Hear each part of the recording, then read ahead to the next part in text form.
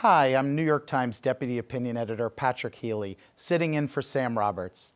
On this program, we feature leading newsmakers and the New York Times journalists who cover them. This week, Times food reporter Julia Moskin will give us an update on her coverage of the food scene in Manhattan and restaurant owner concerns over congestion pricing.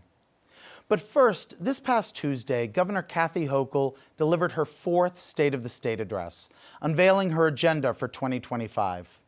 Ben Areskes, State House correspondent for the New York Times, has been covering the governor, recently examining her plans on tackling affordability and public safety amid plummeting approval ratings. Before her speech, just 33% of voters favored Hochul's reelection. The governor is also positioning herself in response to Donald Trump's upcoming second term. How might Hochul's proposals, including middle-class tax cuts and a plan to place police officers on every overnight subway train, shape her political future heading into 2026? Let's find out. Welcome, Ben. Thanks for having me. So, Ben, Kathy Hochul put out a pretty long list of agenda items. This is a year before, presumably, she'll be going into re-election. I know it's early days, but what's your sense of the proposals that seem like most likely to get through, and maybe the ones that might have a kind of a harder time? Sure, just a quick logistics level set. So she gives this speech. Next week, she introduces the executive budget. Her sort of priorities, that will then be wrestled with the state legislature, both controlled by Democrats. So all of the items, the laundry list of items that were in her speech will be in that executive budget. What makes it out the other side is a negotiation with Democrats, but one that has a lot to do with dollars and cents and priorities of a very large caucus that has a range of ideology. In terms of what's realistic, I think the two themes, public safety and affordability, as you mentioned, are top of mind for every Democrat. They all watched the results of the election, and they all felt like these were topics they had been talking about, but the message had not gotten through to voters. The Speaker of the Assembly, Carl Heastie, said to me in an interview last month, we spent the last election talking only about abortion and how terrible Donald Trump was. That wasn't enough. It was a very pointed comment, and so I think there's a lot of appetite for these things, like these tax cuts, like a sort of, she calls it a refund check. There is a surplus because of inflation. The more revenue came in because of sales tax. She wants to give like about 8 million New Yorkers about $300 to $500. So very bread and butter, put money in your pockets, to quote her. There will be a real desire for that. What exactly it looks like will be a negotiation, but these are popular ideas. Are they the most fiscally sound or policy effective ones? That's a different story. And then on public safety, similarly, well, it's a long way from where we were in 2020 or 2019. There is a real sense of agitation among voters. We've seen in every public poll around the state of the city's streets and the subways, and a sense of safety. Again, how safe the city actually is not subjective, but it's in the eye of the beholder a little bit. But that will be on their minds as well. Let's stick with affordability for a minute. I have two questions. One is there kind of tax cut fever in Albany among these Democrats? You don't often think of them as pushing it, but like you said, Donald Trump very much was running on extending the Trump tax cuts, and there was definitely a sense in kind of this inflationary era that people want more money in their pockets. And then the second one, I know it's a harder one, maybe a little in the eye of the beholder, is can New York State afford tax cuts, at least of the scale that they're conceiving of them now? So on the second question, again, it depends exactly what's in the plan, but in the short term, yes. A lot of these, in terms of like the checks she wants to send to everyone, there is the money for that right now, but that money will disappear if they give it out. And with the tax cuts, this would be for people who are lower and middle income earners, so they're not paying as much into the coffers of the state as others. I think there is a little bit of concern among certain Democrats of, like, if we do this, how do we kind of sustain the needs of the state? I'd bring up one point. I was late to get here because of some delays on the subway. There's a large gap in the budget plan for the MTA. They're going to have to figure out how to fill that. That's different than congestion pricing. They need more money for the subways. So these are things they will wrestle over. I think there will be a need to talk about tax increases. It won't be on lower income earners. For now, it's okay. And then in terms of your point about Trump, I think this is exactly in that mold. New York State is an expensive place to live. Certain tax deductions at the federal level have been capped. People want to feel some relief, and more importantly, politicians want a message to voters that they're trying to give them that relief. Now, Ben, at the risk of jumping around, some of our viewers probably share the sentiment that congestion pricing is partly kind of a cash grab by the state, yes, to fight climate change, but to bring in money. Is that, for those viewers who might be a little suspicious about that, could that be part of this? I mean, does New York State have more revenue maybe than expected, in part because of money that they're getting in from congestion pricing? So it's, again, in the weeds here a little bit, but the congestion pricing revenue is for a very specific thing, for the MTA's capital plan, to fix the crumbling subways, to deal with the Metro North trains.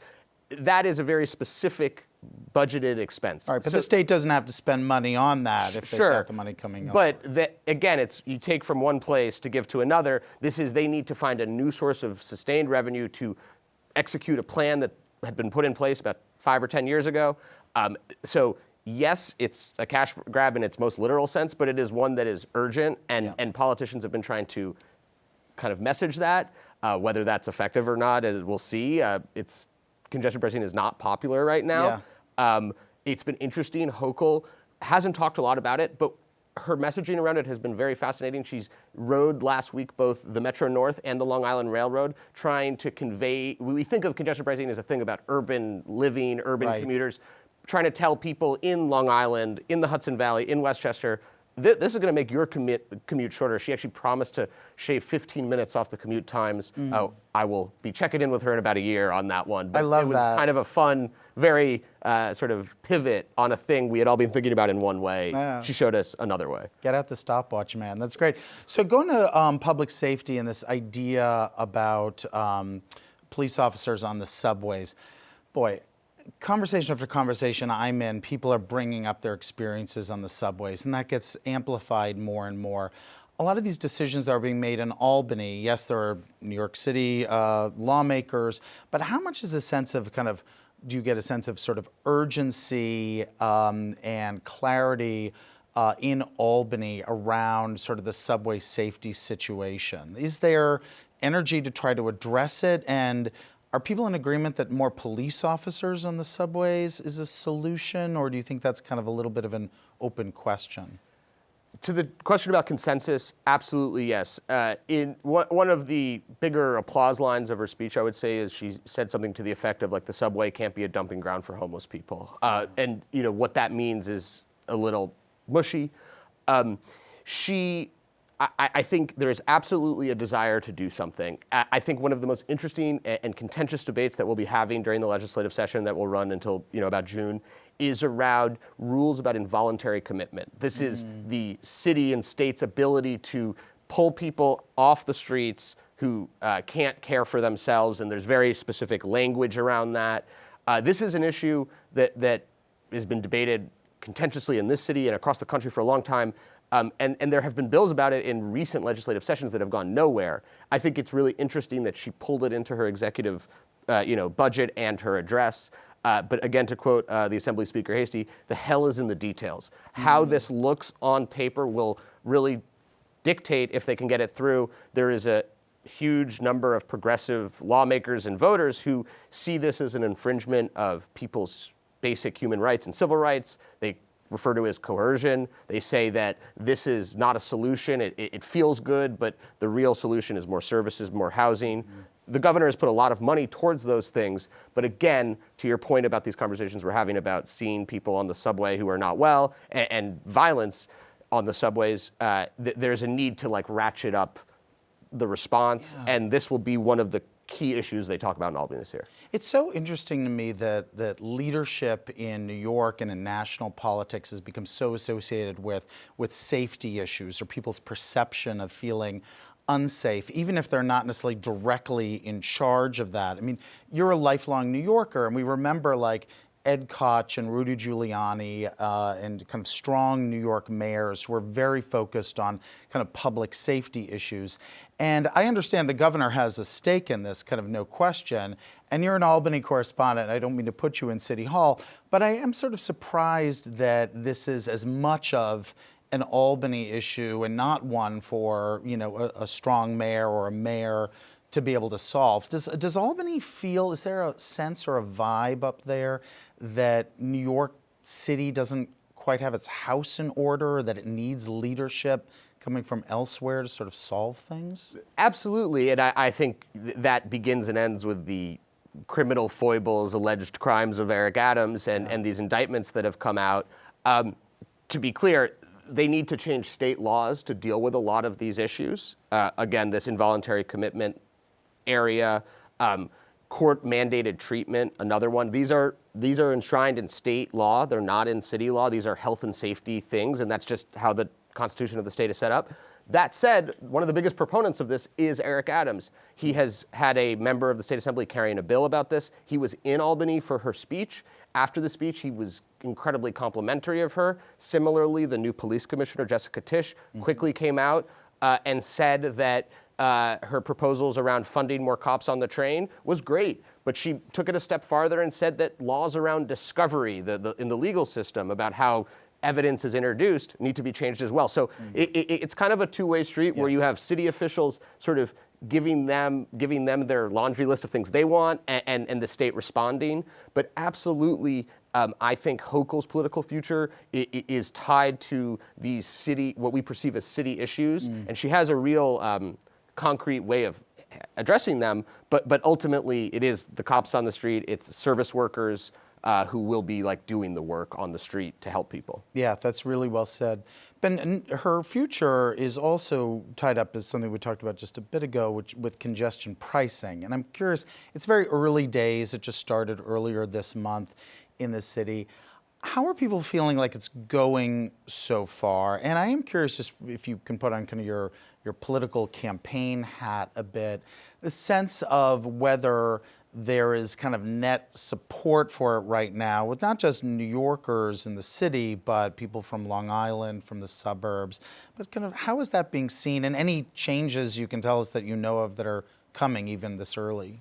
One of my colleagues wrote a story about the first week of congestion pricing that included the word big feelings in the headline. And I think that is like the best way of describing it. We have very little data. It's been a week and change since it started. Commute times have shortened on the roads. There are less cars on the street. I think it's really too early to tell, like in that sense, in terms of the anti-congestion goals of it, how well it's working. I mentioned before Hochul riding the subway, the commuter rail. That was a explicit pitch to the voters she needs in re-election. Her path to victory runs through Long Island. It runs through Westchester. These are areas she did not do as well as Democrats in the past, in 2022, when she only won by 6 points. In New York, a Democrat, that is embarrassing in many respects. No, not good. And her re-election is tied up with congestion pricing. So I think in other cities where these policies have gone into effect, it has taken a while to see the impact, and the popularity has followed. In New York, there may not be enough time for her in that sense. Her election is in less than 2 years. Yeah.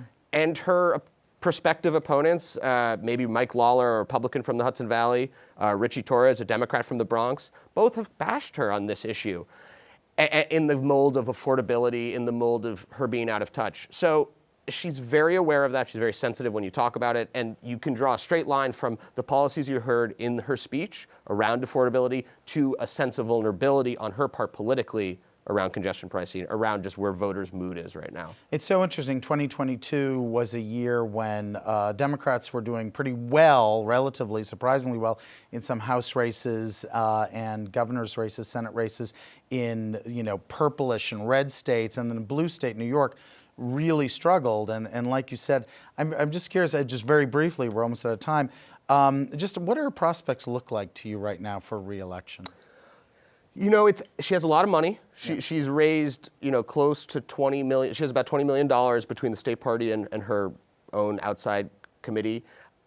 It's hard to bet against an incumbent. Yeah. That said, her numbers are not good. That's where we started this. And I think much of the next 2 years it won't just be about policy making, it will be really about telling voters about these accomplishments or perceived accomplishments and trying to rebut this idea that she is out of touch with voters' concerns. But she will face very real challenges. It's not clear yet who will be running against her, but there is real talk that she could be vulnerable to a primary challenge or a Republican beating her in the general election.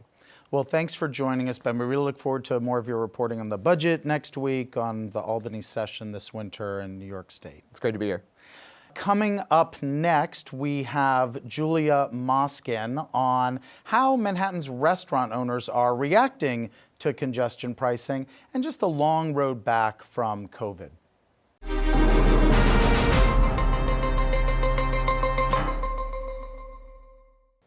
Named after Julia Child and now a Pulitzer Prize-winning food reporter, Julia Moskin has been a food writer for the New York Times for 2 decades. From restaurant scandals to cooking trends, she brings New York's food world to life. This week, she's investigated how Manhattan's new congestion pricing is forcing restaurant owners to grapple with rising supplier costs and worker commute concerns. And we're going to cover a range of topics on food. Welcome, Julia. Thanks for having me. So, Julia, we've all been living now for the last several years with the knock-on effects of the COVID pandemic and how that affected the restaurant scene, the food industry in New York. And then lately, just the last couple of weeks, we've seen a new policy in place, congestion pricing. And I found myself kind of wondering how both of those very different kind of pressure points, kind of outside impacts, affect restaurant owners, people in the food industry who aren't all necessarily wealthy or have lots of resources and independence to be able to thrive and survive. I'm curious just to start with congestion pricing. It's very early days. I'm just sort of curious what you're noticing in terms of the impact on the restaurant scene, on smaller restaurants in Manhattan.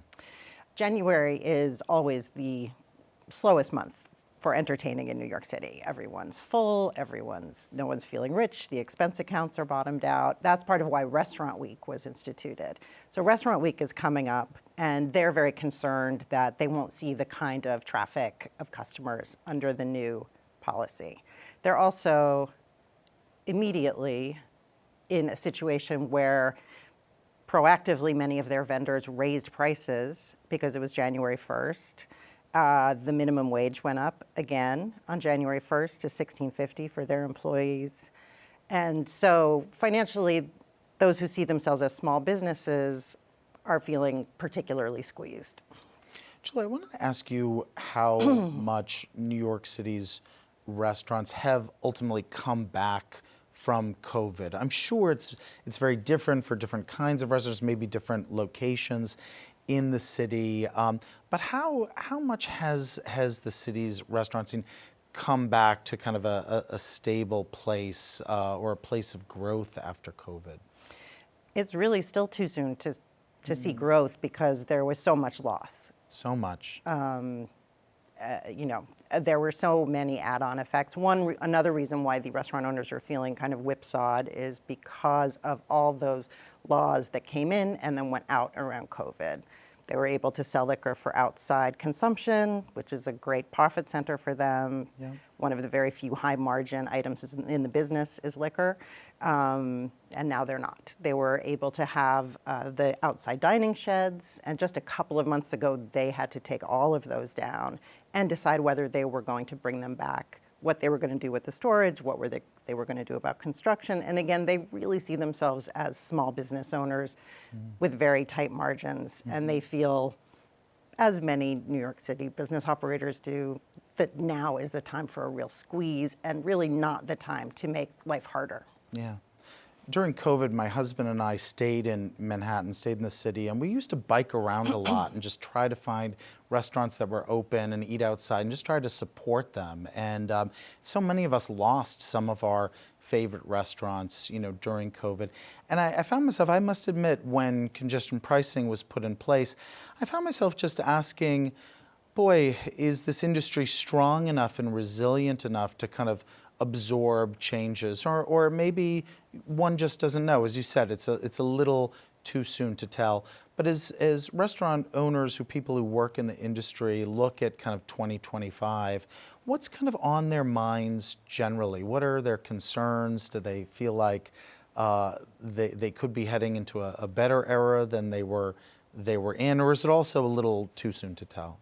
You know, it's always, I interview a lot of fishermen, I interview a lot of farmers, and I interview a lot of restaurant owners, and these are all people who consider themselves to be on the verge of going out of business at any moment. It's a very, very hard business. You know, it is 9 a.m. to midnight, constantly receiving deliveries, high turnover of employees, plus the pressures of service at the end of the night. So I think everything just feels like one other thing that they have to deal with. With congestion pricing, there are different ways. Like, some of them are really concerned about their employees. Even though parking is so expensive in New York City, there are a lot of people who do drive into the city, especially minimum wage workers who live in parts of the Bronx, Queens, Brooklyn, that aren't accessible by public transit. Often these are people who come in really early, like the porters and the dishwashers. So they will drive in at 7 a.m., find a parking spot, save parking spots for each other. And that has been an efficient and helpful way, especially for people who have other jobs as well or need to pick up their kids at school. So that's what the owners and employees are saying. That's going to just be an added cost. $9 is a whole hour of minimum wage take-home pay. Have you heard about just concerns, because we're going to hear it, I think, a little bit in the confirmation hearings for RFK Jr. as health secretary, about kind of food quality and produce quality, the ability of restaurants in the food industry in the city to get the quality and standards hit that they want for food and produce? Or is there a sense that that's not a scarcity problem, that they have kind of what they need and what perhaps they've had in the past? Well, the whole restaurant and supplier relationship in Lower Manhattan is very complicated and very precarious. And of course, this isn't going to help. There was a consortium of hundreds of suppliers, including Chef's Warehouse and Baldor, many of the trucks that you see around the street, who are based in the 5 boroughs, saying that they really shouldn't be subject to the congestion pricing. The small trucks that they tend to use, they'll get charged $21.60 every time they come in or out of the zone. And their petition to Governor Hochul was politely rejected. That surprised you at all, that she rejected it? Or? Well, she feels, or you know, the position is that this is going to be hard for everyone and it's going to be good for everyone. And so going around making exceptions becomes very complicated. On the other hand, they already pay a tax based on the number of employees that they have that supports the MTA. So they feel like that's already covered. In terms of the quality of food, high-end restaurants, and almost all of New York City's high-end restaurants are in the zone, are very committed to top ingredients. That's very much something that farm-to-table ethos has really been absorbed into New York City restaurants. And so to be able to receive deliveries of expensive produce, they feel like they have to be there. They like to check every oyster, every stalk of broccoli, every sprig of chervil. That's part of what they learned, is how to run a high-end restaurant, is the finest ingredients. One of the only ways that these suppliers say that they will be able to recoup what they will lose in congestion pricing is by delivering overnight, which is something that's done in Paris and London and many other major restaurant destinations around the world, like from 12 to midnight. I'm sorry, like from 12 a.m. to 5 a.m. 5 a.m. But that's a completely new model of delivery. The chefs aren't there. Oh, that's so interesting. There are some ingredients that are delivered that way already, often bread, staples. Some of the bigger restaurants have workers there all night anyway, who are cleaning up and getting ready for the next day. If not, restaurants can install a keypad system where the supplier can actually go in and deliver directly into the kitchen or into the refrigerator. It's just all going to be new. Yep. It's just not the way that it's been done for decades. And a lot of chefs especially like to do things the way they've always done it. Yeah, I mean, I watch The Bear. I know that's not exactly maybe all true. Do you watch The Bear? It's very controversial in the industry. I will say that. Because Many people feel that it's kind of a dated and negative stereotype of the way that kitchens really work. There, over the last 20 to 30 years, there has been a big change over to a much quieter, more respectful model of high-end restaurant dining. So they have complicated. They love how popular it is, but it's not how they like their work to be seen. Right. Julia, I have a perception versus reality question in terms of like restaurant wait times and just supply and demand. As you said, a lot of places closed during COVID. What's it like now in terms of being able to get into your favorite restaurant? Is it a little bit feast or famine, the ability to find places to go that you can afford? Just getting a reservation, is it harder now? Does it just depend? So with the advent of restaurant reservation systems, like Resy, like OpenTable, like Blackbird, everything has changed. The spontaneity that used to be possible is pretty much gone. Yeah. Now this is really good for the restaurants, in fact. This is a way that this is the kind of thing where the restaurant industry responds with flexibility, as it turns out. They're always able to find something, and when it's not, watering down the soup more, it's things like changing the way that restaurant reservations really work for them. It used to be very unpredictable for them. People would call and make a reservation. You didn't know if they were going to show up. You still don't know how much they're going to eat. You don't know how much they're going to drink. But now you can know a lot more about, are they vegetarians? You can know how much they're likely to order, for example, from these massive data systems. And what a lot of restaurants are doing is changing to a fixed menu model, which we're used to thinking of as that it's a very upscale thing, like a Japanese omakase or a tasting menu. But it's actually much more cost effective for the restaurants because they know what you are going to order. And in fact, sometimes now they know what you are going to pay because you pay for it in advance. Oh God, this is like algorithm living. I mean, one quick tip though, is it still worth calling a place to get a reservation? Because when I go on Resy and there's nothing available or OpenTable, it's like, all these tables been booked? Is that possible? Is it still worth just calling? If you can find a phone number. A lot of them don't have phone numbers anymore. So interesting. We sometimes walk over to Chiquette and I just like badger them. Yeah. And they're so nice about it, but boy, it's They tough. love walk-ins. They want to serve their neighborhoods ultimately because those are the repeat customers. They don't really care if you're someone who is able to get on Resy at midnight every night to get that table 2 weeks from now. They really do want to serve their neighborhoods, especially since so many restaurateurs moved from the Lower East Side, Midtown, out to parts of Brooklyn and Queens that now have become real restaurant destinations. That's the thing. I'm sometimes at home at like 1 a.m. looking, and I'm imagining I'm in competition with these people online looking for that one side. Julia, thank you so much for coming on. Thanks for having me. That's it for this edition of Close Up. For the New York Times and CUNY TV, I'm Patrick Healy, filling in for Sam Roberts. And don't forget to download the CUNY TV app, where you can catch our weekly program on the go, anytime, anywhere.